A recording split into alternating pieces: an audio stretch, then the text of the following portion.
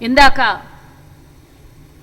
Media ముందు కేటీఆర్ మాట్లాడినటువంటి మాటలకి ఈరోజు యావత్ రాష్ట్రం నిజంగానే ఇలాంటి దుర్మార్గులు కూడా రాష్ట్రంలో గతంలో 10 ఏళ్ళు పరిపాలించారా? ఈ అహంకారంతోనే తలబిరుసుతనంతోనే తెలంగాణలో ప్రజలు బండకేసి కొట్టారు అని అయినా కూడా ఇంకా బుద్ధి రాలేదని ప్రజలు మాట్లాడుకుంటుండే కేటీఆర్కి కొంచెం కూడా ఇంకిత జ్ఞానం లేదు అని ఈ సందర్భంగా తెలియాల్సినటువంటి అవసరం ఉన్నది.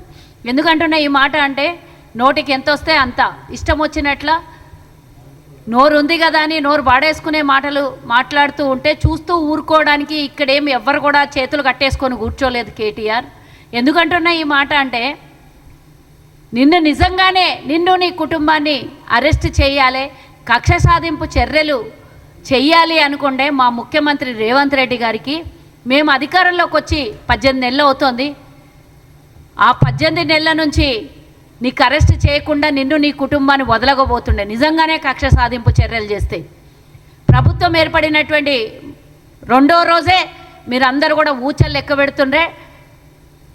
జైలు గోడ గదుల మధ్యలో ఉంటుండే, కానీ అయినా కూడా లైన్ దాటకుండా చట్ట పరిధిలో ఏ పని చేసినా న్యాయబద్ధంగా చట్ట పరిధిలో మీరు చేసినటువంటి అవినీతిని న్యాయబద్ధంగా ప్రజల ముందు ఉంచి విచారణలు జరిపి మీరు చేసినటువంటి అవినీతిని ప్రజల ముందు పెట్టి మిమ్మల్ని జైలుకు పంపించాలి అని మా ముఖ్యమంత్రి గారు ఎక్కడ కూడా ఒక్క లైన్ క్రాస్ కాకుండా గత 18 నెలల నుంచి మీకు విచారణలు జరుగుతున్నాయి.